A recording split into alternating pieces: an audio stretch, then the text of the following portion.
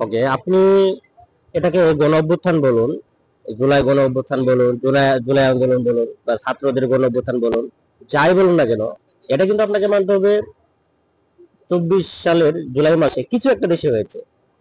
বলুন ছাত্রদের গ্যাঞ্জাম, তাতেও আমার কোনো আপত্তি নাই, কিছু তো একটা হয়েছে এখানে। আপনাকে কিন্তু এটা মানতেই হবে। এই জুলাই গণ অভ্যুত্থানে বা জুলাই আন্দোলনে 1,500-এরও বেশি ছাত্র জনতা এবং অন্যান্য পেশাজীবী মানুষদের ফ্যাসিস্ট সরকার হত্যা করেছে। আপনাকে কিন্তু এটা মানতেই হবে। দেশের 12টা বাজিয়ে একটা দল এই জুলাই মাসে পালিয়ে গেছে। আপনাকে কিন্তু এটা মানতেই হবে।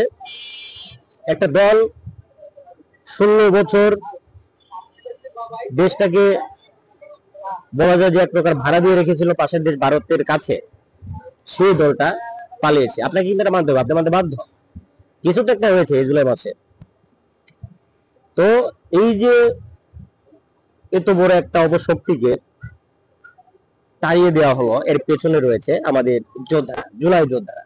তো খুবই দুঃখজনক ব্যাপার যে এই জুলাই যোদ্ধাদের একজন একজন শহীদের মেয়েকে ধর্ষণ করা হলো এবং সে ধর্ষণের বিচার না পেয়ে আত্মহত্যা করেছে।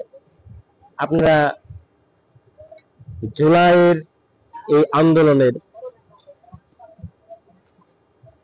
জুলাইয়ের আন্দোলনের স্পিরিটকে ধারণ করে ক্ষমতায় গিয়েছেন, অন্তর্বর্তীকালীন সরকারের ক্ষমতায় গিয়েছেন, কিন্তু আপনারা বিচার করতে পারেন নাই, কোনো বিচার দিতে পারেন নাই, কোনো সুবিচার দিতে পারেন নাই। এই জন্য কিন্তু তাকে আত্মহত্যা করতে হয়েছে। আপনারা কেন ক্ষমতায় আছেন এখনো?